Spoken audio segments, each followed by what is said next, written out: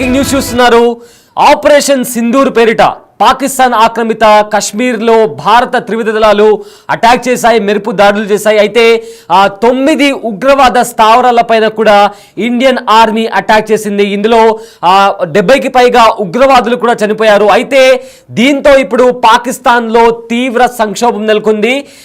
జనాలు మొత్తం భయాందోళనకు గురవుతున్నారు. ఎందుకంటే ఆల్రెడీ అక్కడ ఉగ్రవాద స్థావరాలపైన అటాక్ చేశాము, పాకిస్తాన్లో ఉన్న ఏవైతే ఉగ్రవాద స్థావరాలు ఉన్నాయో వాటి మీద అటాక్ చేశామని కూడా ఇండియన్ ఆర్మీ చెప్తున్న నేపథ్యంలో జనాలు, పాకిస్తాన్ లో ఉన్న జనాలు భయాందోళనకు గురవుతున్నారు.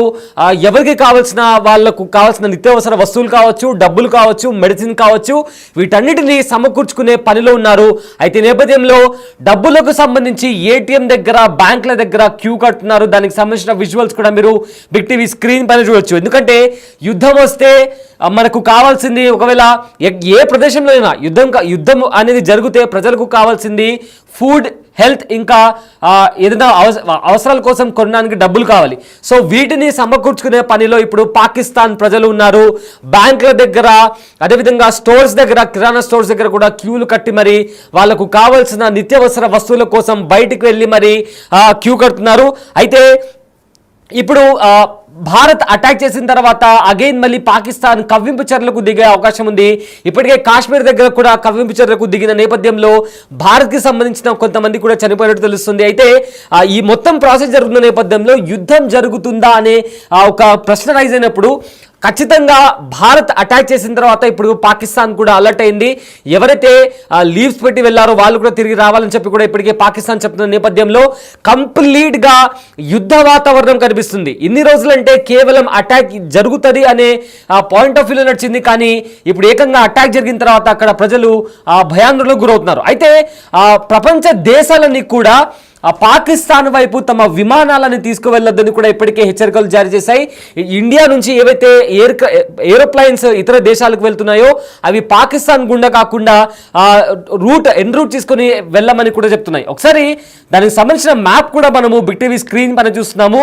ఏవైతే ఏరోప్లైన్స్ ఉన్నాయో పాకిస్తాన్ మీదుగా ఏ ఒక్క విమానం కూడా వెళ్ళట్లేదు. అక్కడ మీరు మ్యాప్లో చూసుకుంటే పాకిస్తాన్ మ్యాప్లో ఏవో 1-2 ఏరోప్లైన్స్ మాత్రమే కనిపిస్తున్నాయి తప్ప మిగతా ఇండియా నుంచి వెళ్లే ప్రతి ఏరోప్లేన్ కూడా పాకిస్తాన్ గుండా కాకుండా ఎన్ రూట్ చేసుకొని ఆ వే దూరమైనప్పటికీ కూడా పాకిస్తాన్ త్రూ ఒక్క విమానం కూడా వెళ్ళట్లేదు.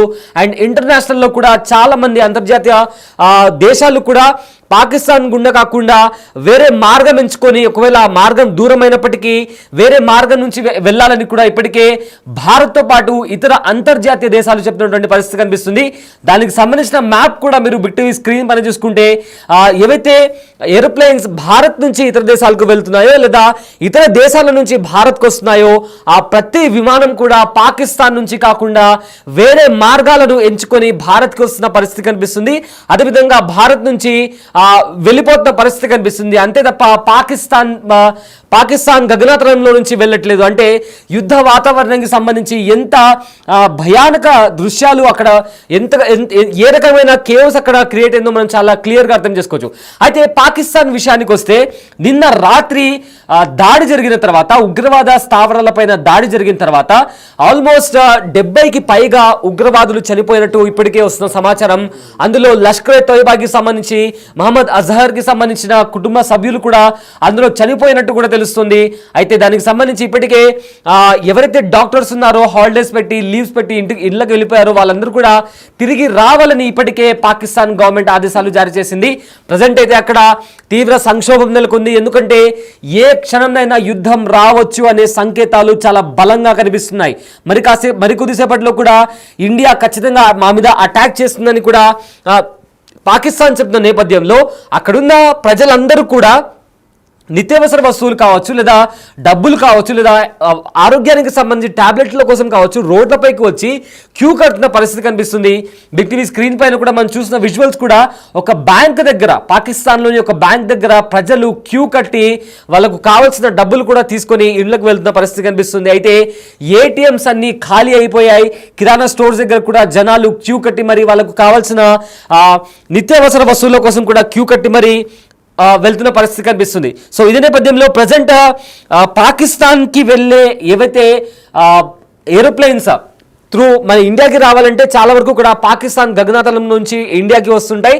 సో ఈ నేపథ్యంలో అంతర్జాతీయంగా కూడా ప్రతి దేశం కూడా పాకిస్తాన్ గుండా కాకుండా, అంటే పాకిస్తాన్ గగనతలం నుంచి కాకుండా ఎన్రూట్ చేసుకుని వేరే మార్గం నుంచి ఇండియాకి వెళ్ళాలని కూడా ఇప్పటికే భారత్తో పాటు ఇతర దేశాలు కూడా ఆయా ఏవైతే ఏరోస్పేస్ ఆర్గనైజేషన్స్ ఉంటాయో వాళ్ళని కూడా హెచ్చరిస్తుంది. అయితే భారత ఆర్మీ ఆపరేషన్ సింధూర్ పేరుతో నిన్న రాత్రి పాక్ ఆక్రమిత కాశ్మీర్లో 9 ఉగ్రవాద స్థావరాలపై మిసైళ్లతో విరుచుకుపడింది.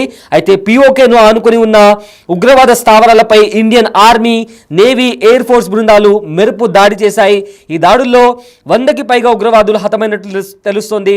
ఈ దాడి తర్వాత పాక్ ఆక్రమిత కాశ్మీర్లో కూడా ఏవైతే హాస్పిటల్స్ ఉన్నాయో అక్కడ కూడా ఎమర్జెన్సీ సిచ్యువేషన్ కనిపిస్తుంది. ఏవైతే యుద్ధం జరిగినప్పుడు ఎలాంటి వాతావరణం కనిపిస్తుందో అలాంటి వాతావరణం ఇప్పుడు పాకిస్తాన్లో కనిపిస్తుంది. పాకిస్తాన్లోని ప్రజలు, సామాన్య ప్రజలు భయంతో వణికిపోతున్నారు. ఎందుకంటే వాళ్ళు ఉండే ఏరియాలో వాళ్ళు ఎక్కడైతే ఉంటారో వాళ్ళ మధ్యలోనే ఈ ఉగ్రవాద స్థావరాలు ఉంటాయి. ఏవైతే వాళ్ళ టెర్రర్ క్యాంప్స్ ఉంటాయో అవి కూడా సామాన్య ప్రజలు ఉండే చోటనే ఉంటాయి. కాబట్టి ఎప్పుడు ఏం జరుగుతుందా అనే భయంతో అక్కడి ప్రజలు భయపడుతున్న పరిస్థితి కనిపిస్తుంది. అయితే నిన్న జరిగిన దాడి తర్వాత ఇండియన్ గవర్నమెంట్ కానీ ఇండియన్ ఆర్మీ ఇచ్చిన ఇన్ఫర్మేషన్ ప్రకారం సెలెక్టివ్గా సర్వైలెన్స్ చేసి ఉగ్రవాద స్థావరాలపైన అటాక్ చేశాము. పాకిస్తాన్ మిలిటరీ పైన కానీ లేదా ఇతర భవనం పైన కానీ అటాక్ చేయలేదు. ఏవైతే ఉగ్రవాద స్థావరాలు ఉన్నాయో వాటిని పక్కాగా సర్వైలెన్స్ చేసి వాళ్ళ హైడౌట్స్ని పక్కాగా గుర్తించి ఎగ్జాక్ట్గా పిన్ పాయింట్తో వాళ్ళపైన దాడి చేశామని కూడా ఇందాక జాయింట్ ప్రెస్ మీటింగ్లో కూడా బ్రీఫింగ్ ఇచ్చారు ఇండియన్ ఆర్మీకి సంబంధించిన ఆఫీసర్స్. సో ఈ నేపథ్యంలో ఏదేమైనప్పటికీ అక్కడ ఉండే ఉగ్రవాద స్థావరాలు అక్కడ ఉండే సామాన్య ప్రజల మధ్య ఉంటారు. కాబట్టి పాకిస్తాన్ కూడా ఉగ్రవాదులను పెంచి పోషిస్తుంది. కాబట్టి ఒకవేళ దాడి జరిగితే ఆ దాడిలో బై ఛాన్స్ అది సామాన్య ప్రజలపైన కూడా నేరుగా ఎఫెక్ట్ అయ్యే అవకాశం ఉంది. అందుకే అక్కడి ప్రజలు కూడా నీళ్ళ కోసం, మెడిసిన్స్ కోసం, అదేవిధంగా డబ్బుల కోసం ఒకవేళ నిజంగా యుద్ధం జరిగితే ఇవన్నీ అప్పటికప్పుడు తీసుకోవడానికి వీలు అవుతుందో కాదో అన్న నేపథ్యంలో జనాలు బయటకు వచ్చి ఏటీఎంస్ దగ్గర క్యూ కడుతున్న పరిస్థితి కనిపిస్తుంది. అయితే మొత్తం మీద నిన్న జరిగిన దాడి తర్వాత పాకిస్తాన్లో హై అలర్ట్తో పాటు ఎమర్జెన్సీ సిచ్యువేషన్ కనిపిస్తుందని చెప్పుకోవచ్చు.